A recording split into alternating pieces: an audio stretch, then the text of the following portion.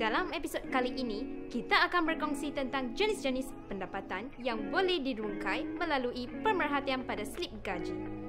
Cikgu-cikgu boleh menggunakan video ini untuk membincangkan sumber pendapatan bersama anak-anak murid yang boleh digunakan untuk subjek seperti ini. Bagi seseorang yang bekerja, selain menerima gaji yang merupakan sumber pendapatan, mereka juga akan menerima suatu penyata yang biasanya dipanggil slip gaji. Terdapat beberapa maklumat tentang contoh pendapatan yang boleh diperhatikan pada penyata ini, seperti gaji bersih, gaji kasar, komisen, allowance dan sebagainya. Pertama sekali, apa itu gaji kasar dan gaji bersih? Gaji kasar merujuk kepada gaji asas keseluruhan jumlah pembayaran atas perkhidmatan.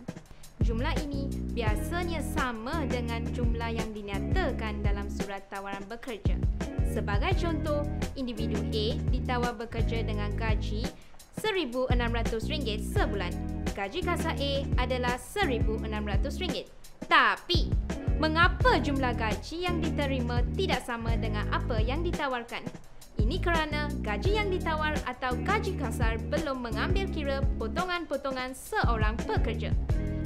Potongan yang biasa dibuat adalah untuk caruman tabung kumpulan wang simpanan pekerja atau KWSP dan pertubuhan keselamatan sosial atau PERKESO. Apabila semua potongan telah dikira, maka baki yang tertera dipanggil gaji bersih dan itulah gaji yang bakal diterima seseorang pekerja. Jadi, dengan gaji kasar RM1,600 tadi, berapakah jumlah caruman KWSP jika pekerja ingin mencarum sebanyak 11%? Dan berapa pula jumlah gaji bersih individu A? Seterusnya, antara contoh pendapatan lain adalah komisen. Komisen ataupun upah biasanya diberikan kepada jenis pekerjaan yang menghasilkan perniagaan. Contohnya, jurujual. Tugas jurujual adalah untuk mendapatkan pelanggan yang akan membeli produk atau perkhidmatan yang disediakan syarikat. Komisen bergantung kepada berapa banyak dan berapa besar saiz pembelian yang dibawa oleh pekerja kepada perniagaan tersebut. Jadi, semakin banyak pelanggan yang berjaya ditarik untuk membuat pembelian, semakin tinggi komisen yang diterima.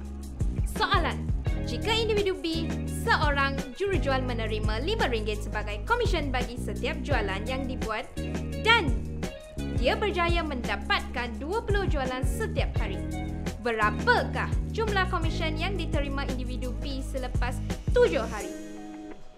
Selain daripada itu, allowance turut tertera dalam penyata slip gaji. Jika seseorang pekerja menerima allowance daripada majikan, allowance boleh dikatakan sebagai kelebihan yang diterima disebabkan kesukaran yang ditanggung dalam melaksanakan pekerjaan atau ganjaran. Sebagai contoh, ada majikan membayar allowance kos tempat tinggal, allowance bekerja di kawasan pedalaman, allowance perbelanjaan makan minum dan ada juga allowance kehadiran. Apabila pekerja operator kilang, contohnya, merekodkan kehadiran penuh ke tempat kerja pada bulan tersebut, ada allowance yang tetap dan akan diterima setiap bulan. Tetapi, ada juga yang tidak tetap bergantung kepada pekerja sendiri, seperti allowance kehadiran penuh tadi. Tip mudah untuk mengurus pendapatan dengan baik adalah membahagikan gaji mengikut kota 50, 30 dan 20. 50% untuk komitmen dan liability seperti sewa rumah, bil kereta dan bayaran bil utility. 30% untuk perbelanjaan bulan tersebut dan 20% lagi hendaklah disimpan. Simpanan tersebut boleh digunakan untuk kegunaan semasa kecemasan. Ada juga yang melanggar skim perlindungan seperti takaful jika sakit dan perlu rawatan di hospital. Kuranglah sedikit beban dan wang sendiri yang perlu dibelanjakan. Belanjakan untuk apa yang kita perlu sahaja dan jangan culas membayar bil utility kerana jika lewat membayarnya, penalti menanti. Tenaga Nasional Berhad mengenakan 1% charge penalti penalti bagi setiap hari apabila lewat tempoh pembayaran yang ditetapkan. Biasakan untuk mencatat dan merekod perbelanjaan yang dibuat.